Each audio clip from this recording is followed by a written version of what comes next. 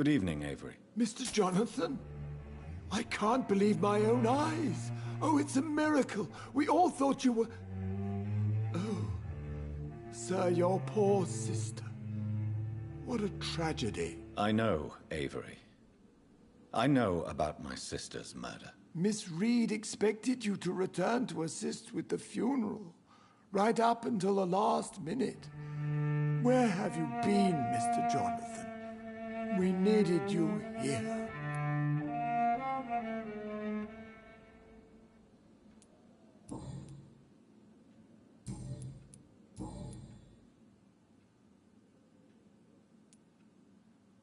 How is my mother? Not well, I'm afraid, sir. Miss Reed is very fragile since the police brought her back home. The police? What happened? Miss Reed was found walking in the streets. She kept saying she had spoken with her son and daughter. She's resting now. Has she received appropriate medical care? I'm taking care of Miss Reed myself. Hospitals are so overwhelmed by the epidemic that they can only accept patients infected by influenza.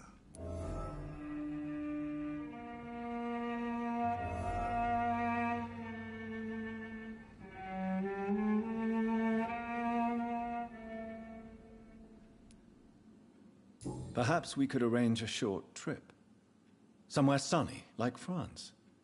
She has always been very fond of France. I think leaving London could do her good.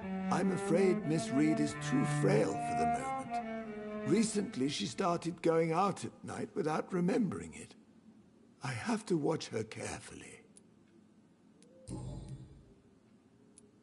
What is the situation in this part of town? For a time, the West End seemed spared by the epidemic. But the situation is getting much worse. Have you no relatives anywhere? I'll understand if you want to take a few days to see family. Your father managed to guarantee my earnings as long as I take care of this house, sir. My sisters are dead, and I've never met my nephews. I'll stay, sir. I'm sorry I could not be here for Mary's funeral. Your mother was strong, sir, but your support would have been appreciated. Apart from the priest and I, no one else attended your sister's funeral. To be present at the funeral with you both was my dearest wish, Avery. But I am sorry, I simply could not attend. I would not dare to question your absence, Mr. Jonathan. All I can say is that we missed you a great deal during these difficult days.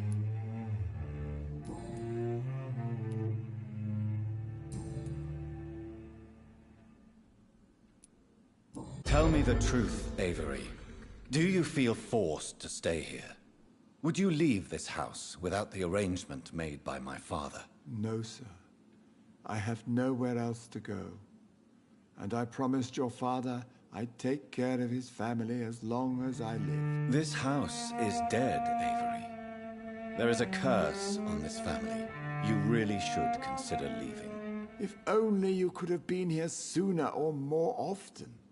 Maybe this house would not be that empty. But you're here now, sir, so my task is not over.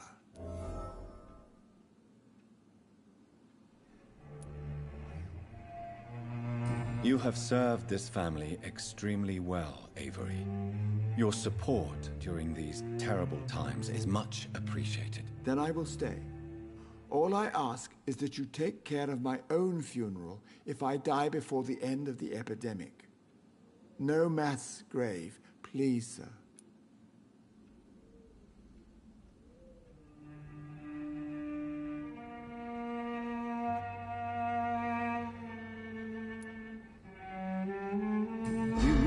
I don't take enough care of my mother, Avery? Yes, I do, Mr. Jonathan. You clearly have something more to say.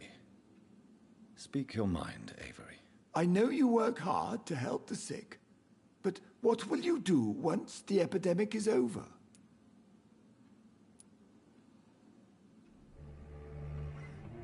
My home is here, and I have nowhere else to go.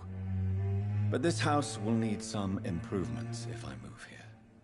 Some radical changes. That's good news. Whatever changes you have in mind, I'm sure we will find an arrangement that suits your mother also.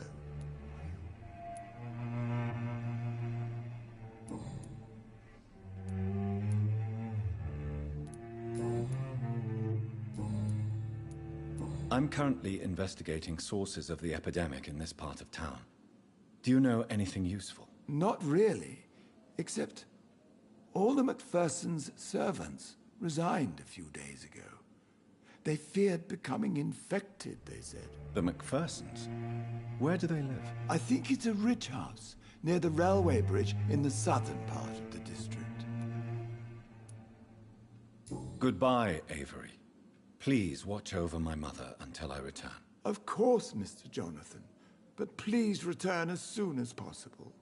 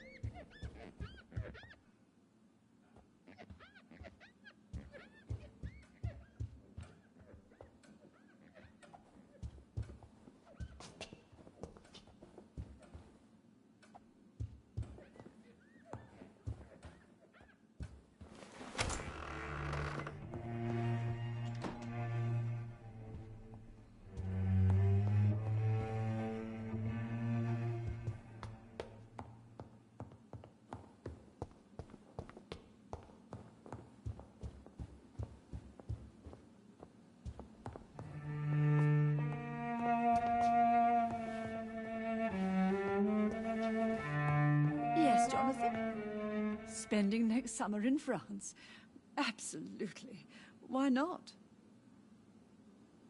Mother, good evening. Jonathan! Is it you? Where have you been, my prodigal son? I'm right here, Mother. I'm finally home. Yes, for this son of mine was dead and is alive again. He was lost and now found. But where is your sister? Where is Mary? Mary? She is gone, Mother. I know she's gone. The question is, when will she return as you have? I miss my grandson so much. It's been days since their last visit.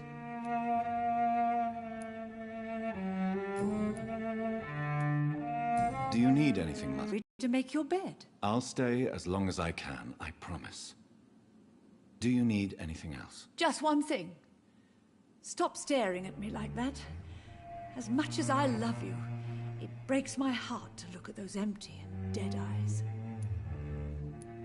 Are you working on a new painting? Not recently. I have trouble focusing on my subject and my mind quickly drifts. It's the same thing when I try to write poetry. I recently met a talented painter with an excellent technique. I wish you two could meet. I'm sure you'd like her. I'd be glad to meet her. What is her name? Is she famous? Is she dead too? She's not famous, and her name is of no importance.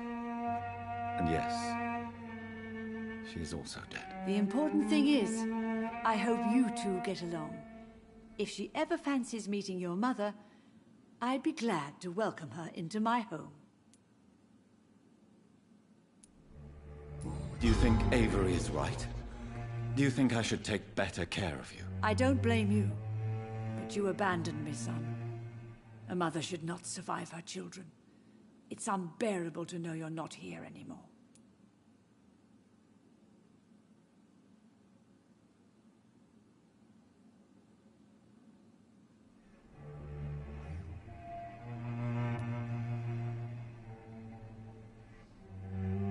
I know I have failed you since I returned. I even watched you bury Mary from a distance. From now on, I will protect you. You have my word. You don't have to apologize to me, Johnny. Do you think I did not notice how much you have changed? Have I changed that much, Mother? Am I still your son? You are still, and you'll always be.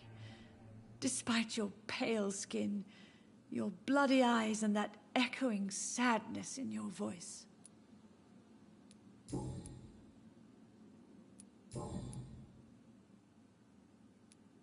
Why do you say Mary is visiting you, Mother? You know that's impossible. Why should it be? Are you not standing in front of me right now? Why should it be any different with your sister?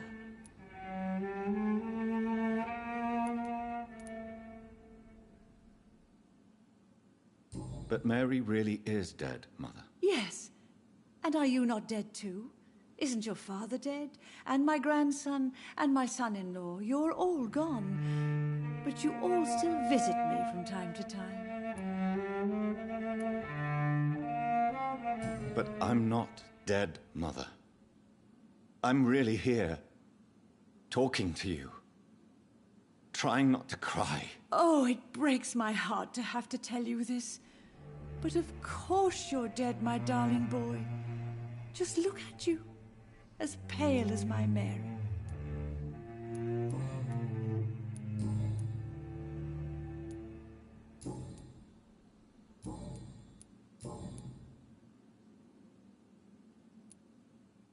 Tell me, Mother, how are you? All alone in this big house with only Avery to take care of you. I'm sad most of the time. Sad that you have left me here alone. Sad that you don't tell me when you come or go. I'm so sorry, Mother. It wasn't supposed to be like this. I was coming home. I was home. London, the Thames, and then it happened. What happened, Johnny?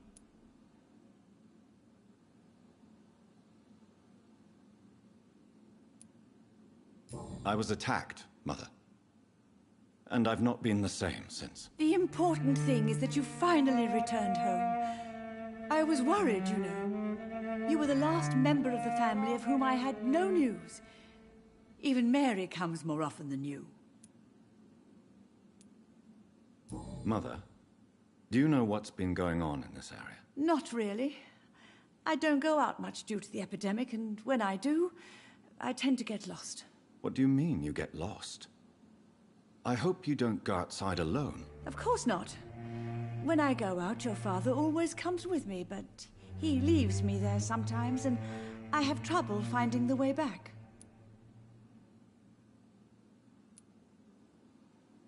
Have you returned to Whitechapel Cemetery since Mary's funeral? I never want to go back to that awful place.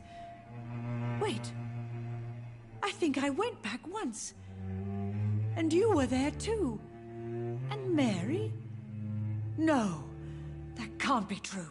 It was just a bad dream, Mother. A nightmare, yes. Mary was so angry. I walked back home alone.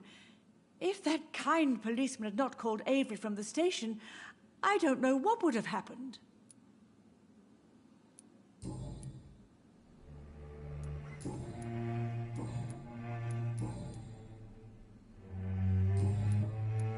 Goodbye, Mother. Try to rest now. Goodbye, son. Please come back soon. Mary? Oh, my dear daughter. How are you tonight? How is your sweet boy? I cannot enter.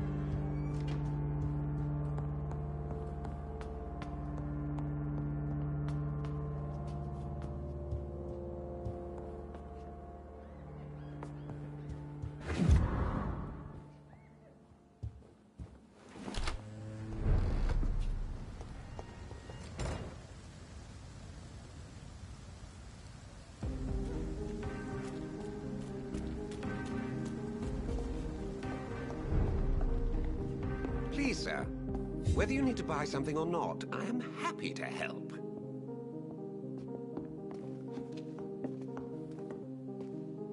Good evening, sir. Please forgive me for disturbing you. I'm a doctor. I never judge a man by his title, but by his attitude. And you are not disturbing me at all. I am Calhoun Russell, and I welcome you. Well, I must admit, it's good to receive a warm welcome for once. I'm Jonathan Reed. Welcome, Dr. Reed. Welcome to my humble shop.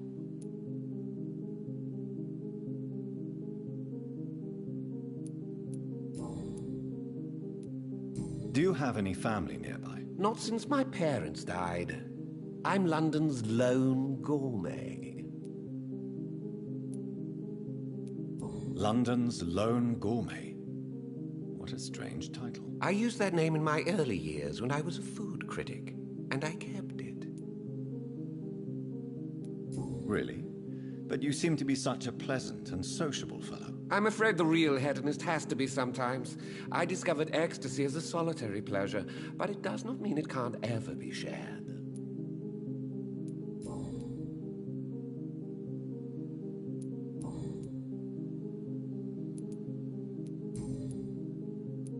How is the situation in this part of town? Life is good and peaceful. We're lucky to live in such an era of progress. If the danger were that high.